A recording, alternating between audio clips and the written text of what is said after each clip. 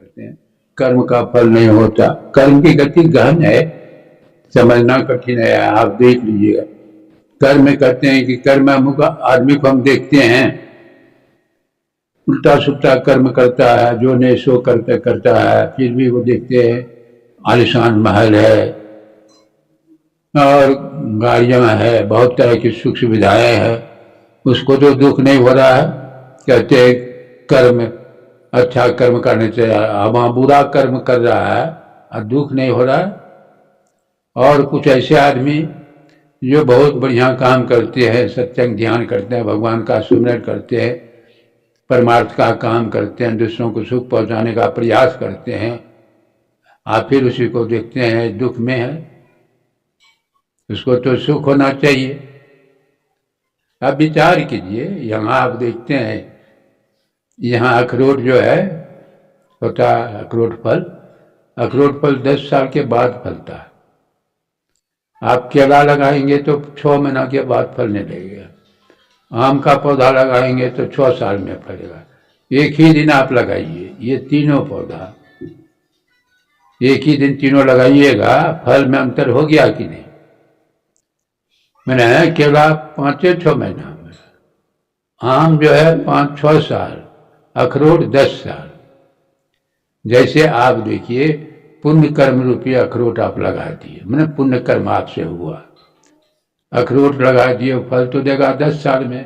आपका शरीर 5 साल में छूट गया, 5 साल में छूट गया, फल तो मिलता आप 10 साल में, 5 साल में। तो दूसरा जो शरीर धारण करेंगे तो आप देखिए बहुत जो है उल्टा सुल्टा कर्म कर रहे हैं, बहुत जो है जितना तरह का दुष्कर्म होना चाहिए खूब कर रहे हैं, लेकिन सुख में है। इसलिए कि वह जो फल लगाए थे अखरोट का, उसका नतीजा सामने में आ गया। नतीजा सामने पाप कर्म रूपी आप अखरोट लगा दिए हैं, 5 साल में शरीर छूट गया। तब आप देखिए दूसरे शरीर में जाएंगे, बहुत बढ़िया बढ़िया पुण्य कर्म कर रहे हैं, सत्संग ध्यान कर रहे हैं, फिर भी जो है दुख में है। तो दुख में कारण क्या? वो जो अखरोट लगाए थे पाप कर्म रूपी अखरोट, उसका नतीजा सामने में। इसीलिए देखा जाता है अच्छा कर्म और बेजा कर्म फल जो एक साथ तुरंत नहीं जाता। गाड़ी के चक्के की नहीं पीछा करता है जेब का, जब तक जो है फल नहीं दे देता तब तक जो है पीछा नहीं छोड़ता। तो कर्म का भोग भोगने के लिए जीव को बार बार शरीर धारण करना पड़ता है, संसार में आना पड़ेगा। भोग समाप्त हो जाए तो संसार में आना ही नहीं पड़े। भोगने के लिए कर्म हम करते हैं, देख लीजिए कर्म कर्म की इंद्रियां कौन कौन है? हाथ, पैर, गुदा, लिंग और मुंह, ये कर्म की इंद्रियां हैं। अज्ञान की इंद्रियां कौन कौन है? आंख, कान, नाक, जिह्वा और त्वचा। देखिए कर्म की इंद्रिया और ज्ञान की इंद्रिया, और 4 अंतःकरण की इंद्रियां हैं। मन, बुद्धि, चित्त, अहंकार, 4 अंतःकरण की इंद्रिया। तो मन जो है ज्ञान इंद्रियों को प्रेरित करती है। मन जो है, देखिए आप बैठे चुपचाप बैठे हैं, कर्म कब होगा? जब चुपचाप बैठे हैं, मन में किसी तरह का विचार उठा कि जाना है डोडा जाना है काम, जैसे विचार उठा मन जो है जाना चाहिए कि नहीं जाना चाहिए, सत्संग छोड़ के जाना अच्छा नहीं कि ना। अब मन संकल्प विकल्प कर रहा है, अब बुद्धि जो है निर्णय कर देती है। बुद्धि जो आपकी जैसी होगी वैसा निर्णय होगा। बुद्धि आपकी सबल है तो उसे, निर्बल है तो उसी तरह। बुद्धि कहती है कि अरे सत्संग बराबर होते रहता है, निर्बल बुद्धि का देखिए सत्संग छोड़ के चले जाते, क्रिया देखिए शुरू हो गई, क्रिया मन प्रेरित कर दिया ज्ञान इंद्रियों को, अज्ञान इंद्रियां कर्म इंद्रियों को प्रेरित करता है। आप रास्ते रास्ते जाते हैं, पोस्टर देखते हैं सिनेमा का छपा हुआ कुछ, आंख तो देख ली, देखिए आंख का काम है ज्ञान इंद्रियां देखते हैं, देख लिया। अब मन संकल्प विकल्प शुरू कर दिया, कि जाना चाहिए देखने की, नहीं जाना चाहिए। संकल्प विकल्प करते करते बुद्धि निर्णय कर देती है, कहा कि हाँ चलना है, तो पैर जो है आपको सिनेमा हॉल में पहुंचा देगा। तो देखिए ज्ञान इंद्रिया जो है कि और मन जो है अंतःकरण की इंद्रियां और कर्म इंद्रियां, मन जो है अंतःकरण की इंद्रियां ज्ञान इंद्रियां को प्रेरित करती है, ज्ञान इंद्रियां जो है कर्म इंद्रियां को प्रेरित करती है, तब कर्म होता है। कर्म होता है। यदि आप चाहते हैं सारे जितने तरह के कर्म हुए हैं, गलत सलत पाप पुण्य जो भी हैं, उससे छुटकारा प्राप्त कर लें, उससे जो मुक्त हो जाए, तो क्या करना पड़ेगा? अब इसके लिए क्रिया है। कर्म इंद्रियां ज्ञान इंद्रियां आंख से नीचे है, आंख से नीचे। आंख देख लीजिए, कान देख लीजिए, नाक देख लीजिए, जीवा, हाथ पैर, ये सब आंख से नीचे है। जितनी इंद्रियां ज्ञान कर्म की इंद्रियां सब आंख से नीचे है। आप यदि आंख से ऊपर उठ जाएं तब आंख से नीचे कर्म हो रहा है, आंख से ऊपर कोई कर्म नहीं हो। ये कर्म इंद्रियां आंख से नीचे है। तो आप जो है कर्म इंद्रियों से आप ऊपर जाए, ज्ञान इंद्रियों से ऊपर उठ जाए, तब सब इंद्रियां जो है काम करना छोड़ देती, सब इंद्रियां काम करना छोड़ देगी। जैसे आप उदाहरण स्वरूप आप देखिए, जैसे आप हम सोते हैं, जब धीरे धीरे जागृत और स्वप्न के बीच एक तंद्रा अवस्था होती है। धीरे धीरे जो है हाथ ढीला हो रहा है, पैर ढीला हुआ, धीरे धीरे स्वप्न में चले जाते हैं, सपनाने लगते हैं, फिर गाढ़ी नींद में चले गए। देखिए सब इंद्रियां हैं, लेकिन कोई इंद्रियां काम करती है वहां? सब इंद्रियां, 5 कर्म की इंद्रियां, 5 की ज्ञान की इंद्रियां जो है, और मन बुद्धि चित्त अहंकार, ये एक इंद्रियां रहती है, वह चित्त, वह इंद्रियां एक रहती है, और सब इंद्रियां खत्म। सब इंद्रियां तो सब तरह के दुख से आप खत्म हो गए कि नहीं? जब गाड़ी में जब रहते हैं तो किसी तरह का दुख होता है। अरे अभी जगह है तो कहते हैं पड़ोसी ऐसा मकान नहीं है, उसके बड़ा पैसा नहीं, ये हुआ, बहुत तरह सोचते हैं।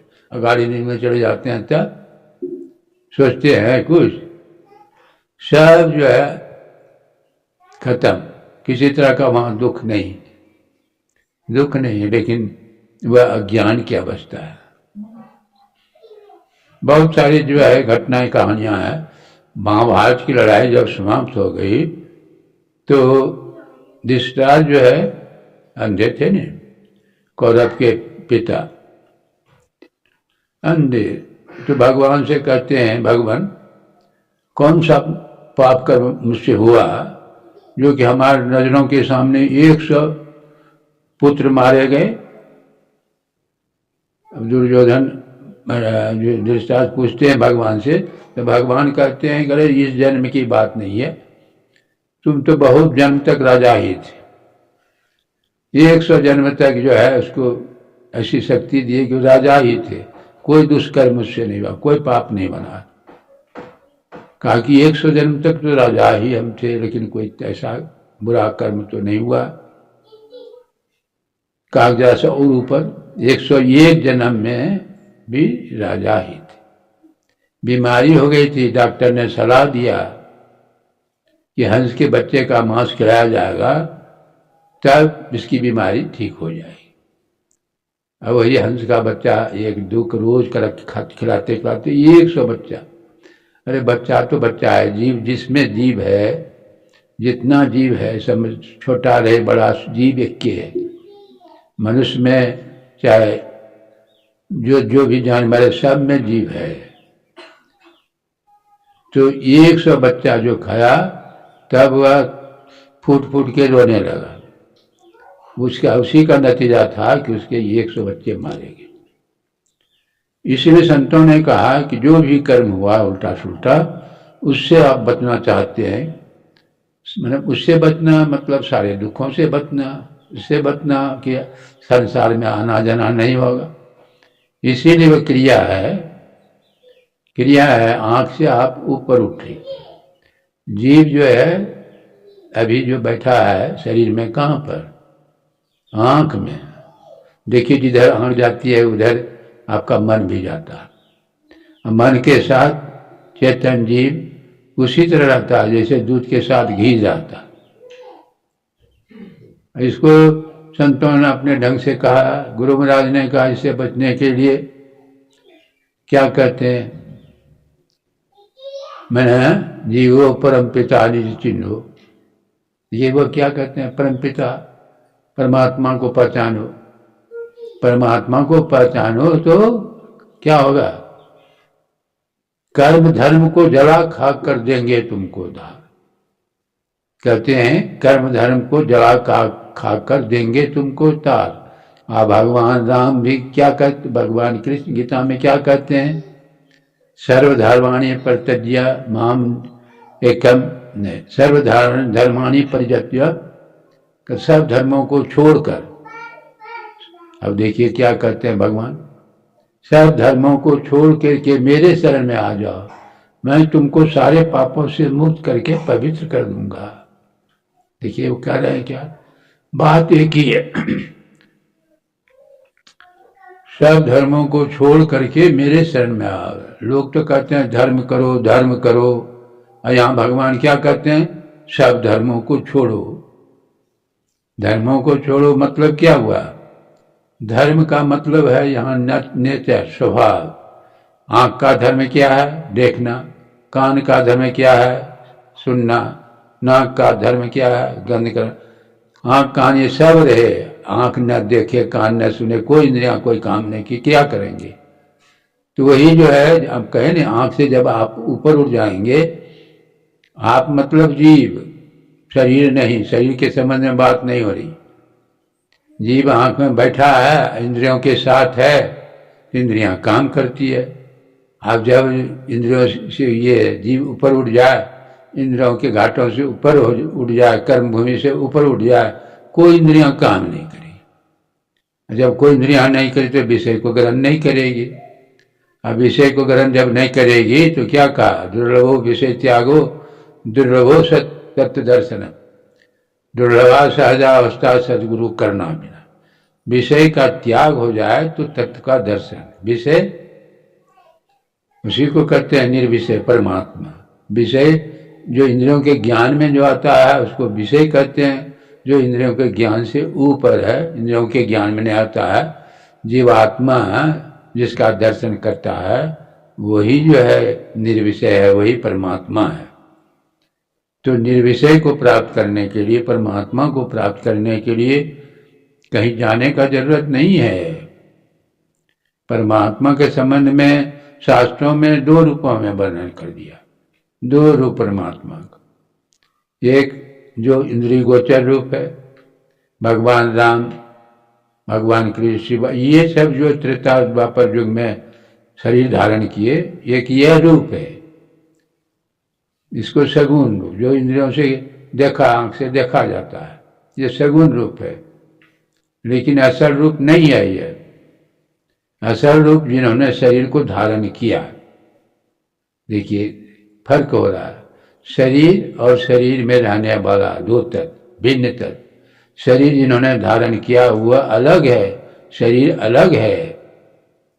इसको अच्छी तरह से समझिए। जैसे हम आपका शरीर है, शरीर और शरीर में रहने वाली आत्मा, वही तो ईश्वर का बच्चा उसको कहा। ईश्वर वह अंश जीव अविनाशी, परमात्मा का बच्चा वो शरीर में जो है,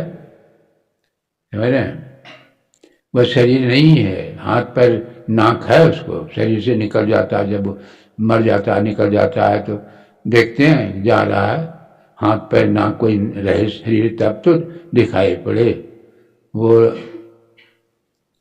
इसीलिए संतों ने कहा कि वही जो है वही परमात्मा का दर्शन करेगा। इंद्रियां दर्शन नहीं कर सकती परमात्मा का। इंद्रियों के ज्ञान में जहां तक जो होता है वो परमात्मा की माया है। गो गोचर जहां लगी मन जाई, सो सब माया जहां। दो रूपों में तो वर्णन किया। अस्थूल फिर सूक्ष्म, अस्थूल से शुरू होता है। जैसे हम जो है ये संसार अस्थूल जगत में है, अस्थूल शरीर में है, तन नाम रूपात्मक जो अस्थूल है, लेकिन दिखाई पड़ता, हाथ पैर सब दिखाई पड़ता, अस्थूल शरीर। अस्थूल संसार में तो अस्थूल सहारा लेना पड़ता है। जैसे जमीन पर कोई गिर जाता है ना, जमीन के सहारे खड़ा होता है। पानी में गिर गया कोई तो पानी के सहारे पार होता है। इसीलिए अस्थूल का सहारा लेना पड़ता है। इसलिए अस्थूल शरीर का सगुण रूप का सहारा, कोई राम का ध्यान करते हैं, कोई रूप का शंकर भगवान का, भगवान कृष्ण, काली, दुर्गा, सरस्वती, ये सब जो है निर्विषय पुरुष ऊपर दर्जे के लोग, किसी एक का करो। अस्थूल सहारा, पहले अस्थूल तब सूक्ष्म। अस्थूल नहीं लिखेंगे, जैसे बच्चा जाता है स्कूल में ABCD लिखता है, बड़े मोटे मोटा अक्षर, मोटा अक्षर नहीं लिखा तो बारीक अक्षर लिख सकता है वह? बारीक अक्षर नहीं लिखता। कहिएगा कि नहीं हम मोटा अक्षर नहीं लिखे, हम मोटे मोटे पुस्तक पढ़ेंगे, नहीं होगा। पहले मोटा अक्षर, धीरे धीरे बारीक, इतना अभ्यस्त हो जाएंगे तो पैर से भी लिख दें, तब मोटे मोटे ग्रंथों को आप पढ़ लेंगे। इसीलिए अस्थूल की उपासना अपने यहाँ जो है, जाते हैं भगवान के मंदिर में, भगवान का विग्रह का दर्शन करते हैं, तो वो अस्थूल उपासना के अंदर आता है। आप जो है बाहर आँख खोल के देखते हैं, जरा सा मन से देखिए उस रूप को, अंदर में देख सकते हैं कि नहीं देखते हैं? नहीं देख सकेंगे। जब तक आपका अंतःकरण पवित्र नहीं होगा तो मूर्तियों नहीं आएगा पवित्र। इसीलिए संतों ने कहा कि अस्थूल से प्रारंभ होता है, अस्थूल से फिर सूक्ष्म, सूक्ष्माति सूक्ष्म होते होते अंतिम, वही सूक्ष्माति सूक्ष्म परमात्मा, ये जीव जाकर के उसमें जाकर के मिल जाता। जीव जो है धीरे धीरे आप बढ़ते जाए, आपको क्रिया जो जानते हैं, क्रिया यदि जानते हैं तो ठीक है, नहीं जानते हैं तो सीखना पड़ता है। बिना सीखे आप कुछ नहीं कर सकते। अरे सीखने के लिए एक अक्षर भी सीखे हैं, कैसे सीखे हैं? बिना गुरु के सीखे हैं। संसार में कुछ भी सीखे हैं तो बिना गुरु का नहीं। आप एक अक्षर बोलते हैं कैसे? आप हिंदी बोलते हैं, माँ बाप हिंदी बोलते थे तो आप भी हिंदी सीख लिए। अंग्रेजी बोलते थे माँ बाप तो बच्चा अंग्रेजी सीख लिया। जब जीव संसार में आता है तब ये से शुरू सीखना होता है। पहला गुरु है माता पिता, रज विरज का सोई दाता। दूसरा गुरु मन की दाई, गृहबंध की बात सुनाई। तीसरा गुरु धरिया नामा, ले ले नाम पुकारेगा मन। चौथा गुरु वैष्णव किन्ना, इसको चौथा गुरु शिक्षा देना, जग व्यवहार सबे सब चिन्ना। स्कूल कॉलेज में जाते हैं, चौथा गुरु। पांचवा गुरु वैष्णव किन्ना, राम नाम का सुमरन देना। छठा गुरु भरमगढ़ तोड़ा, दुविधा मेटी एक से जोड़ा। सातम गुरु सत शब्द रखाया, जहां का तत्व तहां पहुंचाया। सात गुरु संसार में, सेवक सब संसार। सतगुरु सोई जानिए, जो भवजल उतारे पार। वो सातवां गुरु सबसे अंतिम, वो संसार के सागर से पार करने वाला। और सब गुरु तो सब नीचे दर्जे का गुरु। लेकिन मेरा कहने का मतलब कि जो भी कुछ सीखे हैं, बिना गुरु का कुछ नहीं सीखे। गुरु नहीं मिलता। रूस में एक दफे हुआ क्या, बच्चा जब जन्म हुआ तो एक्सपेरिमेंट कहिए कि इनके पास बच्चा जो है जंगल में इनके लिए रहने की व्यवस्था, जैसे जेल में होता है ना, छड़ से घेर दिया कोई जंगली जंतु अंदर में, बच्चा को वहाँ एक आदमी सेवा के लिए नियुक्त कर दिया कि तो जाइएगा, खाली दूध पिला दीजिएगा बच्चे को, बोलिएगा नहीं, इतना उनको कुछ बोलिएगा उसके पास नहीं।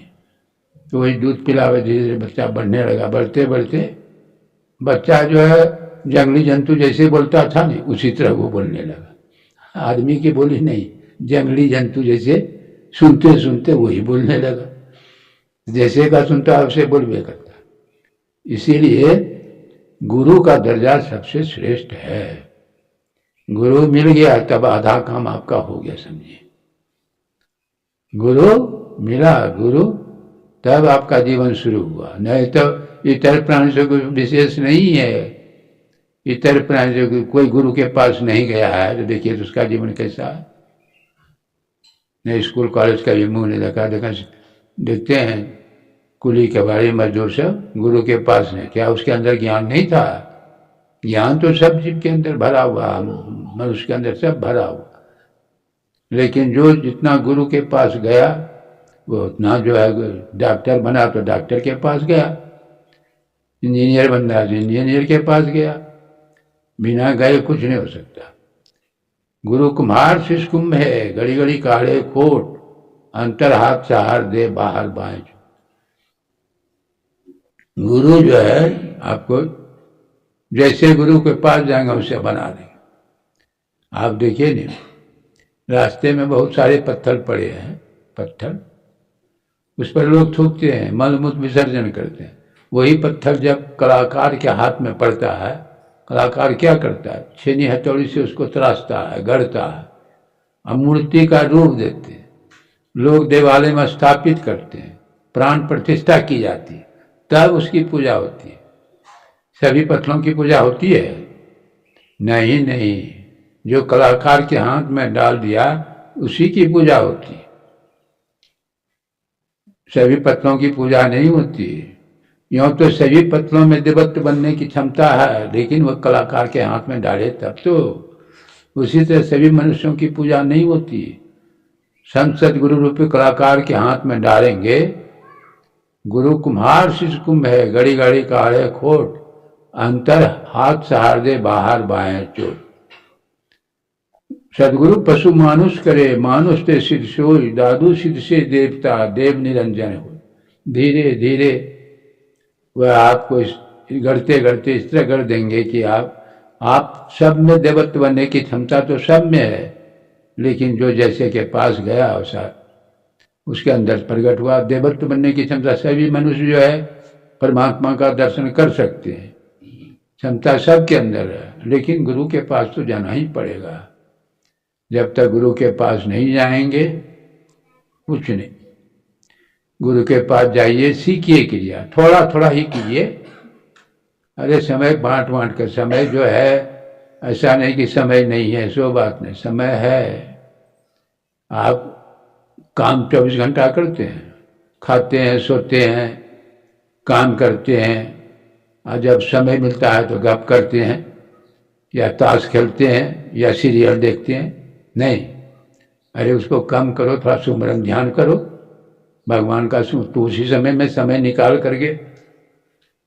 आपके जगह समय नहीं तो किसको धोखा देना होगा? आप अपने को धोखा देते हैं, अपने को धोखा। खाने का समय, सोने का समय, काम का, सब बांटा हुआ काम है। इसके लिए भगवान का सुमरन कर लिए भी थोड़ा सा समय निकालो। कब समय निकालने की कहता है कि भोर में जगो, आप 4 बजे जगो, 3 बजे, आप 7 बजे जगिएगा, 3 घंटा तो समय बर्बाद हुआ। विद्यार्थी सबको तो देखते हैं कि वह 7 बजे 8 बजे, विद्यार्थी देखिए कैसा 7-8 बजे। अरे जब जानते हैं कि early to rise early to bed makes a man healthy and wise, जब जानते हैं तो यह फॉलो करना पड़ेगा। आप भोर में उठिए, थोड़ा ध्यान कीजिए, तब फिर 2 घंटा किताब भी पढ़िए, भोर में कीजिए, फिर दिन में जब स्नान करते हैं उस समय थोड़ा कीजिए। हाँ, लेकिन सीख करके कीजिए, बिना सीखे करने से कोई लाभ नहीं, आपका समय व्यर्थ जाएगा। फिर संध्या समय सूर्यास्त के बाद पवित्र पूरा मैंने हाथ पैर मुँह सो कर स्नान करने मन कर लो, नहीं स्नान के हाथ पैर मुँह धो लो, बैठो, ध्यान थोड़ा कर लो, उसके बाद फिर पढ़ो। कोई रूटीन है ये नहीं है, रूटीन दिनचर्या विद्यार्थी सबका रूटीन है, कै बजे से कै बजे से कौन सब्जेक्ट पढ़ेंगे, कै बजे से कै है कोई रूटीन? बोलो तो किसके पास रूटीन है? विद्यार्थी सब तो विद्यार्थी आगे में बैठे है, रूटीन को नो कोई रूटीन। उसी का जीवन जो है अब सेट हो जाता है। जीवन को सेटअप करने के लिए समय भी सेटअप कीजिए।